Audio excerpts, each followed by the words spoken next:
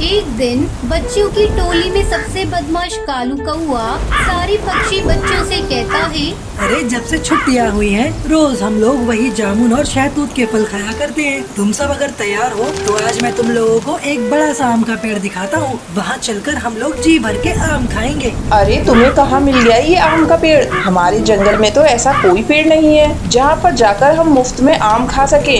अरे तुम लोग चलो तो सही, वो पेड़ थोड़ा दूर जाकर है, लेकिन उस पर बहुत स्वादिष्ट और बड़े बड़े आम लगे हुए हैं। तुम उस जंगल के सुनसान इलाके में पड़ने वाले आम के पेड़ की बात तो नहीं कर रहे हो? ना बाबू ना, हम लोग वहाँ नहीं जाने वाले। मेरी माँ ने वहाँ जाने से मना किया है। अरे तुम तो हो ही डरपोक। अपने साथ साथ हमें क्यों डरा रही हो टुनटुनी चिड़िया? अरे तुम्हें नहीं चलना तो मत चलो, तुम यहाँ रहो और ये जामुन खाओ। हम तो उस पेड़ पर आम खाने जा रहे हैं। सारे पक्षी कालू की बात से सहमत हो जाते हैं और सुनसान स्थान पर लगे हुए उस आम के पेड़ पर आम खाने चले जाते हैं। अरे वाह कालू, तुम तो सच कहते थे। इस पेड़ पर तो बहुत सारे आम लगे हैं। अब हम लोग रोज यहाँ पर आम खाने आया करेंगे। पक्षियों की बात सुनकर उस पेड़ पर रहने वाले जादूगर की नींद टूट जाती है। अरे वाह, पक्षियों के बच्चों की आवाज। मेरे आम के पेड़ पर फल खाने की कीमत अब इन बच्चों को अपनी जान देकर चुकानी पड़ेगी। आज तो इन बच्चों को खाकर मैं अपनी बरसों की भूख मिटा लूंगा। अब इन बच्चों में से मैं किसी को भी नहीं छोड़ूंगा। दुष्ट जादूगर पक्षियों के बच्चों पर हमला करने ही वाला होता है कि तभी हरिया काका वहाँ से गुजरते हैं। अरे बच्चों, तुम लोग इस पेड़ पर बैठकर क्या कर रहे हो? क्या तुम्हारे माता पिता ने तुम्हें नहीं बताया कि इस पेड़ से आम खाना मना है? चलो जाओ यहाँ से। हरिया काका को वहाँ देखकर सारे पक्षी बच्चे डर जाते हैं और तुरंत वहाँ से उड़ जाते हैं। ये कैसे हो सकता है? मेरे इतने करीब आकर मेरा शिकार मेरे हाथों से निकल गया। इन बच्चों की महक मेरी भूख को और भी बढ़ा रही है। अब मैं इन बच्चों को खाए बिना नहीं रह सकता। कोई उपाय तो ढूंढना ही होगा। इसके बाद दुष्ट जादूगर बच्चों को शिकार करने के लिए एक उपाय सोचता है। अगले दिन जादूगर एक साधारण कौवे का भेष बदलकर जंगल में आम बेचने आता है। आम ले लो आम, ताजे ताजे आम, मीठे रसीले आम। मेरे आम इतने ताजे और रस भरे हैं कि जो इन्हें एक बार खाता है वो दोबारा खाए बिना रह नहीं पाता। आम बेचने वाले कौवे की आवाज सुनकर सबसे पहले बंटी कबूतर बाहर निकलता है। अरे आम बेचने वाले, तुम्हारे आम तो वाकई बहुत बड़े और रसीले लग रहे हैं। ऐसा लगता है जैसे तुम उसी पेड़ से तोड़कर ये पीले आम लाए हो। बंटी कबूतर उस जादूगर की बातों में आ जाता है और जैसे ही वो शाम को खाता है वो जादूगर के वश में आ जाता है। एक शिकार का इंतजाम तो हो गया, बाकी के शिकार को और ढूंढना है। मैं किसी को भी नहीं छोड़ूंगा। तुम सबको चुन चुन के अपने आम के पेड़ पर ले जाऊंगा। इसके बाद बंटी कबूतर सम्मोहित होकर खुद ही उस आम के पेड़ के पास जाने लगता है। थोड़ी दूर जाने पर इससे पहले कि कोई और पक्षी मुझे देखे, जल्दी जल्दी उन बच्चों को ये आम खिला देता हूँ और पकड़कर अपने पेड़ पर ले जाता हूँ। तभी जादूगर को टुनटुनी चिड़िया अपने घर के बाहर खेलती हुई दिखाई पड़ती है। अरे आओ आओ छोटी चिड़िया, तुम्हें भी आम बहुत पसंद है ना? लो मेरे आम खाकर देखो। नहीं नहीं, मेरे पास आम खरीदने के लिए पैसे नहीं है। मुझे तुम्हारे आम नहीं चाहिए। तुम्हारे जैसे छोटे छोटे बच्चों को मैं मुफ्त में आम देता हूँ। मैं तुमसे पैसे नहीं लूंगा। आओ मेरे पास, आम देखो कैसा है। नहीं, मैंने कहा ना, मुझे आम नहीं चाहिए। मेरी माँ ने अजनबी पक्षियों से कुछ भी लेने को मना किया है। बड़ी जिद्दी है ये चिड़िया, लगता है ऐसे नहीं मानेगी। इतना कहकर वो अपने जादूगर रूप में आ जाता है। मैंने कहा ना, जल्दी से आम खा ले। खा जल्दी से, जल्दी खा। जादूगर जबरदस्ती टुनटुनी चिड़िया के मुंह में आम का टुकड़ा डाल देता है, जिसके बाद वो भी सम्मोहित होकर वहाँ से आम के पेड़ की ओर उड़ जाती है। इसी तरह वो दुष्ट जादूगर बारी बारी से जंगल के सभी पक्षियों को वश में करके अपने आम के पेड़ पर ले जाता है। कुछ देर बाद जंगल में अपने बच्चों को गायब पाकर सारे पक्षी रोने लगते हैं। अरे देखो पक्षियों, एक साथ इतने सारे बच्चों के गायब होने के पीछे जरूर कोई बड़ी वजह है। आज दोपहर को मैंने एक आम बेचने वाले को देखा भी था, जो बच्चों को मुफ्त में आम बांट रहा था। अब मुझे लगता है उस आम बेचने वाले जादूगर के आने के बाद से ही बच्चे गायब हुए हैं। हे भगवान, कहीं वही आम के पेड़ पर रहने वाला दुष्ट जादूगर ही तो हम सभी के बच्चे को नहीं ले गया। इसके बाद सभी पक्षी उस आम के पेड़ के पास पहुंचते हैं, जहां पर आम की जगह उनके बच्चे पेड़ पर लटके हुए दिखाई पड़ते हैं। सभी पक्षी अपने बच्चों के ऐसी हालत में देखकर रोने लगते हैं। अगर अपनी जान प्यारी है तो सब के सब चले जाओ, वरना तुम्हारे बच्चों के साथ साथ आज तुम लोग भी मारे जाओगे। देख, इन मासूम बच्चों को जाने दे और इस जंगल को छोड़कर चला जा, नहीं तो आज मैं तुझे नहीं छोड़ने वाला। अगर तू मुझे कैद करेगा तो तू भी मारा जाएगा। चला जा यहाँ से, ये बच्चे मेरे शिकार हैं। जादूगर की बात सुनकर हरिया काका एक लाल रंग का धागा पेड़ पर बांध देते हैं। इससे जादूगर चीखने लगता है। अरे अंकल, इन जादूगर अंकल को मत मारिए, ये तो बहुत अच्छे अंकल हैं। इन्होंने हमें मीठे मीठे आम भी खिलाए। बच्चों की मासूम बात सुनकर जादूगर को अपने किए पर बहुत पछतावा होता है और वो माफी मांगकर सभी पक्षी बच्चों को आजाद कर देता है। सभी बच्चे भी और सभी पक्षी जादूगर को धन्यवाद करते हैं और वहाँ से चले जाते हैं और खुशी खुशी रहने लगते हैं। ये कहानी सुंदरवन नाम के जंगल की है, जहाँ पर एक टूनी नाम की चिड़िया अपने पति टुन्नू चिड़ा के साथ रहा करती थी। उनकी एक बहुत प्यारी सी बेटी थी, उसका नाम टुनटुनी चिड़िया था। एक दिन टूनी चिड़िया की सौतेली बहन सुंदरी कौवी टूनी से मिलने के लिए आती है। कैसी हो टूनी दीदी, कितने साल बाद तुमको देखा है। तुम तो जैसे मुझे भूल ही गई हो। अरे नहीं नहीं, तुझे कैसे भूल सकती हूँ। बेशक तू सौतेली बहन है, लेकिन मैंने तुझे हमेशा अपनी सगी बहन से भी ज्यादा प्यार किया है। मुझे पता है दीदी कि आप मुझसे सगी बहन जैसा प्यार करती हो, तभी तो आज मुसीबत पड़ने पर मैं उड़ती उड़ती आपके घर चली आई। मुसीबत? कैसी छोटी, पूरी बात बता, मेरा तो दिल बैठा जा रहा है। क्या बताऊं दीदी, मुझ पर तो बहुत बड़ी मुसीबत आ गई है। मेरा जो घोंसला था उसके ऊपर एक कौवे ने कब्जा कर लिया है। अब मेरे पास रहने के लिए कोई घर नहीं है और बारिश का मौसम भी आने वाला है, इसलिए मैं सर छुपाने के लिए आपके घोंसले में चली आई। देख छोटी, तुझे परेशान होने की बिल्कुल भी जरूरत नहीं है। अब से तू इस घर को ही अपना घर समझ, तू यहाँ पर बिल्कुल आराम से रह सकती है। टूनी चिड़िया स्वभाव से बहुत ही सीधी सादी थी, इसलिए वो सुंदरी के झूठे आंसू और उसकी चालाकी को समझ नहीं पाती है। कुछ ही दिनों के बाद टुन्नू जी, मैं देख रही हूँ कि आजकल आपका बाहर काम में मन नहीं लगता है। आप बस घर पर रुकने के बहाने ढूंढा करते हैं। अगर ऐसे ही चलता रहा तो घर का खर्च कैसे चलेगा? हमारी बेटी की स्कूल फीस और बाकी के खर्चों का क्या होगा? देखो टुनटुनी, मुझे सिखाने की जरूरत नहीं है। अरे मुझसे जितना हो सकता है मैं कर ही रहा हूँ। क्या बात है, आजकल आप बहुत उखड़े उखड़े रहते हो। कोई भी बात हो तो उल्टा जवाब देते हो। अगर कोई बात है तो आप मुझसे साफ साफ कहिए। अब तो ये लड़ाई उनकी रोज जैसी हो गई थी। टुन्नू और टूनी चिड़िया के रिश्ते में दरार सी आने लगी थी। ना जाने क्यों टुन्नू अब टूनी चिड़िया से उखड़ा सा रहता था।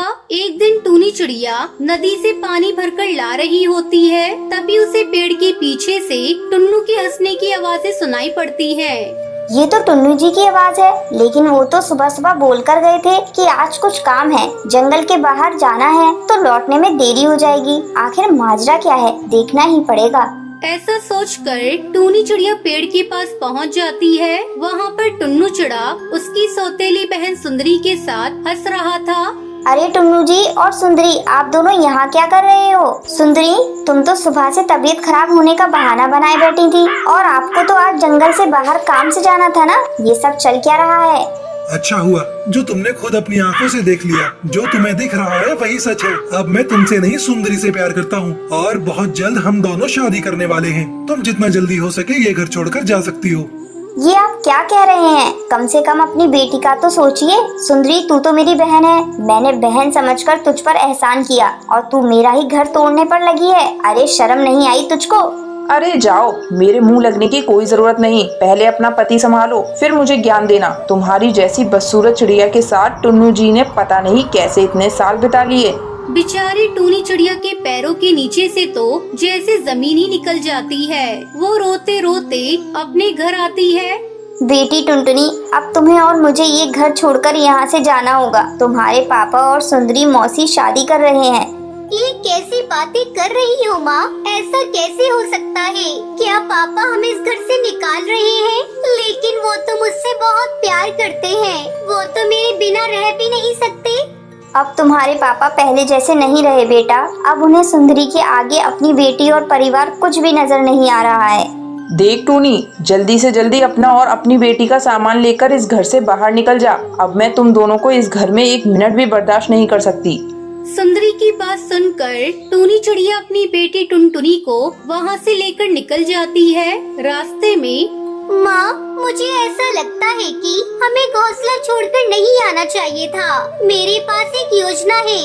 फिर टुनटुनी चिड़िया अपनी माँ को पूरी योजना समझाती है और वापस अपने पिता के पास लौट जाती है और टुन्नू चिड़ा से कहती है, यहाँ से जाते हुए रास्ते में एक दुर्घटना में माँ की मौत हो गई। अब मैं कहाँ जाऊँगी पापा? मुझे अपने पास ही रख लीजिए। अरे ये टुनटुनी कहाँ से आ टपकी? अब मैं कैसे इस टुन्नू से ये घर अपने नाम करवाऊंगी। टुन्नू को अपनी बेटी पर तरस आ जाता है और वो उसे अपने पास रख लेता है। अगर मैं इसकी बेटी के साथ अच्छा व्यवहार करूं, तो हो सकता है ये मेरे झांसे में आ जाए और ये मकान जल्दी ही मेरे नाम कर दे। हाँ बेटा, तू तो मेरी बेटी जैसी है, तू आराम से यहाँ रह सकती है। जल्दी मैं तेरा एक बड़े से स्कूल में दाखिला करा दूंगी। मैं तेरी उस कंजूस माँ की तरह नहीं हूँ। 2-4 दिन के बाद ही सुंदरी कुछ कागज लाकर टुन्नू चिड़ा को दिखाती है। सुनिए, मैं टुनटुनी का दाखिला शहर के बड़े स्कूल में करा रही हूँ। आप बस इन कागजों पर दस्तखत कर दीजिए, बाकी मैं देख लूंगी। टुन्नू चिड़ा झटपट कागजों पर दस्तखत कर देता है। अगले दिन सवेरे ही सुंदरी सारा सामान समेट कर भाग रही होती है। तभी सामने से टूनी चिड़िया और टुनटुनी चिड़िया उसे पकड़ लेती है। जल्दी बाहर आ जाइए टुन्नू जी। ये देखिए सुंदरी आपका घर छोड़कर भाग रही है और ये बैग में क्या छुपा रही है, दिखाओ। शोर सुनकर हैरान होकर टुन्नू चिड़ा बाहर निकल आता है। ये देखो, इसने धोखे से हमारा ये घर अपने नाम करवा लिया है और अब ये आपका मकान और घर का सारा सामान समेटकर यहाँ से भाग रही है। ये क्या कर रही हो सुंदरी? अरे मैंने तो तुम्हें क्या समझा और तुम क्या निकली? और टूनी, तुम जिंदा हो? अरे मुझे लगा था कि तुम मर गई हो। इस धोखेबाज सुंदरी के चक्कर में मैंने तुम्हारा कितना अपमान किया। हो सके तो मुझे माफ कर दो। मैं जानती थी ये सारा जाल इस धोखेबाज सुंदरी का ही फैलाया हुआ है, इसलिए मैंने और टुनटुनी ने मिलकर ही ये सब योजना बनाई थी ताकि हम इसे रंगे हाथ पकड़ सकें। फिर टूनी चिड़िया अपने पति टुन्नू चिड़ा को माफ कर देती है और वो सब साथ में खुशी खुशी रहने लगते हैं।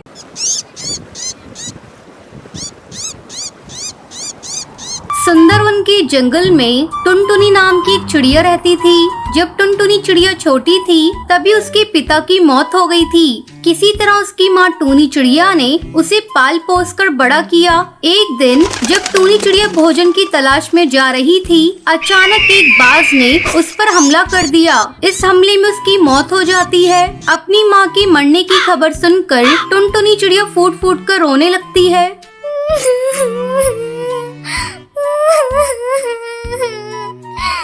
माँ तुम मुझे छोड़कर क्यों चली गई? पापा तो पहले से ही छोड़कर चले गए थे।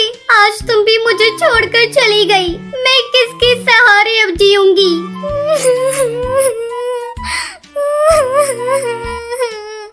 टुनटुनी के रोने की आवाज सुनकर हरी काकी वहाँ आती है। अरे क्या हुआ टुनटुनी चिड़िया, तू क्यों रो रही है? क्या बताऊं काकी, एक बाज ने मेरी मम्मी को मार दिया। तू रो मत टुनटुनी चिड़िया, मुझसे जो बन पड़ेगा मैं तेरी मदद करूँगी। तभी बबली कबूतरी वहाँ आ जाती है।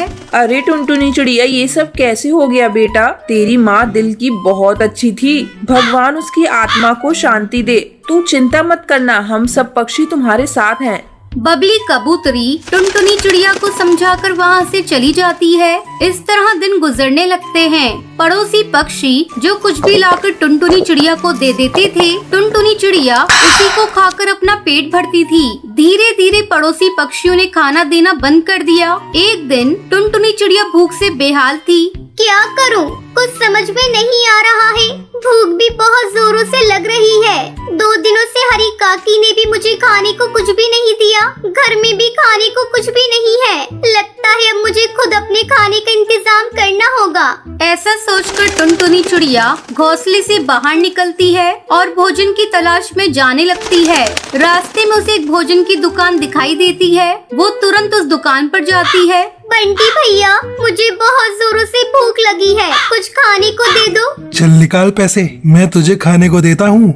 नहीं भैया, मेरे पास पैसे नहीं है। है? तेरे पास पैसे नहीं है? चल भाग यहाँ से। जेब में पैसे नहीं है और खाना खाने चली आई है। मैंने फ्री का धर्मशाला नहीं खोल रखा है जो तुझे फ्री में खिलाऊंगा। टुनटुनी चिड़िया रोती हुई वहाँ से चली जाती है। बिना पैसों के लगता है कोई मुझे खाना नहीं देगा। अब तो मुझे भीख ही मांगनी पड़ेगी। ऐसा सोचकर टुनटुनी चिड़िया भीख मांगने लगती है। भगवान के नाम पर मुझे कुछ भीख दे दो, मुझे बहुत जोरों से भूख लगी है। लेकिन टुनटुनी चिड़िया को कोई भीख नहीं दे रहा था। तभी कड़कनाथ सेठ का बेटा कालू कौआ वहाँ से गुजर रहा था। उसने जब टुनटुनी चिड़िया को भीख मांगते हुए देखा तो वो रुक जाता है। साहब, कुछ भीख दे दीजिए, मुझे बहुत जोरों से भूख लगी है। चलो मैं तुम्हें ले जाकर भोजन कराता हूँ। कालू कौवा उसे लेकर एक होटल पर जाता है और उसे भोजन कराता है। जब टुनटुनी चिड़िया भोजन कर लेती है तब कालू कौवा उससे पूछता है, देखने से तो तुम भले ही घर की लग रही हो, लेकिन तुम इस तरह भीख क्यों मांग रही हो? क्या बताऊं, मेरे मम्मी पापा दोनों मर चुके हैं। मैं एक अनाथ चिड़िया हूँ, भूख से तड़प रही थी, इसलिए भीख मांग रही थी। कालू कौवा टुनटुनी चिड़िया की खूबसूरती पर फिदा हो जाता है। अब वो रोज टुनटुनी चिड़िया से मिलने लगता है। एक दिन कालू कौवा अपने परिवार को बिना बताए टुनटुनी चिड़िया से शादी कर लेता है और उसे लेकर अपने घर पहुंचता है। तभी कालू कौवे की माँ सुंदरी कौवी जब टुनटुनी चिड़िया को देखती है तो वो कालू कौवे से पूछती है, कालू, ये क्या मजाक है? तू किसे ब्याह कर ले आया? माँ, ये अनाथ चिड़िया है, सड़क पर भीख मांग रही थी। तुझे अपने घर परिवार की इज्जत की कोई चिंता नहीं? तूने इस भिखारन चिड़िया से शादी क्यों कर ली? कुछ रुपए पैसे देकर इसकी मदद कर देता। मैं तुझे अपनी संपत्ति से बेदखल करती हूँ। अब इसे लेकर मेरी आंखों से दूर चला जा। तभी कालू कौवा टुनटुनी चिड़िया को लेकर वहाँ से चला जाता है। आपने मुझ पर तरस खाकर मुझसे शादी कर ली। अगर आपने मुझसे शादी नहीं की होती तो आपको इस तरह बेघर होना नहीं पड़ता। तुम चिंता मत करो, सब ठीक हो जाएगा। अब कालू कौवा टुनटुनी चिड़िया को लेकर वहाँ से दूसरे जंगल चला जाता है। फिर दोनों मिलकर अपने लिए एक घोंसला बनाते हैं और खुशी खुशी उसमें रहने लगते हैं।